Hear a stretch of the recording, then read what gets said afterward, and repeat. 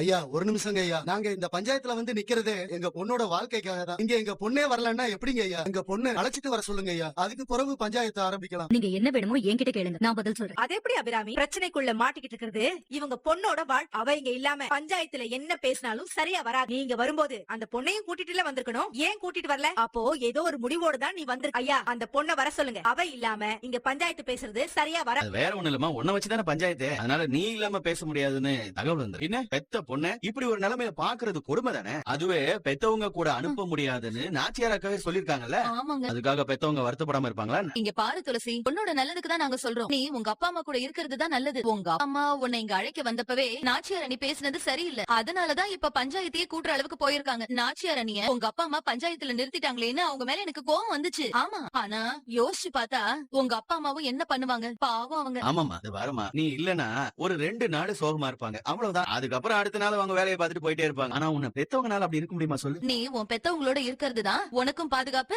உங்க அப்பா அம்மாவோட உசுருக்கும் பாதுகாப்பு. எங்களுக்கு இருக்காத கடமையும் பொறுப்புமா உனக்கு இருக்க போகுது? ஆமா துளசி, நீ மனசாட்சி படி யோசிச்சேன்னு வச்சுக்கோ, நியாயப்படி உன்னை பெத்தவங்க பக்கத்துல தான் நீ இருக்கணும். நாச்சியாரம்மா அவங்க பையனுக்கு என் பொண்ணை நல்லபடியா பாத்துக்குவேன்னு வாக்கு கொடுத்திருந்தாங்களாம். அதையே காரணமா சொல்லி எங்க பொண்ணை எங்க வீட்டுக்கு எங்களோட அனுப்ப மாட்டேங்கிறாங்க ஐயா. இந்த மாதிரி அசம்பாவிதம் நடந்து போச்சுன்னா நாச்சியாரம்மா முடிவா நீங்க என்னதாம்மா சொல்றீங்க? ஐயா நீங்க நேரடியா சம்பந்தப்பட்ட பொண்ணு கிட்ட கேட்டு அந்த பொண்ணு என்ன சொல்லுதுன்னு கேளுங்க. அந்த பொண்ணுக்கு யாரு கூட இருக்க விருப்பம்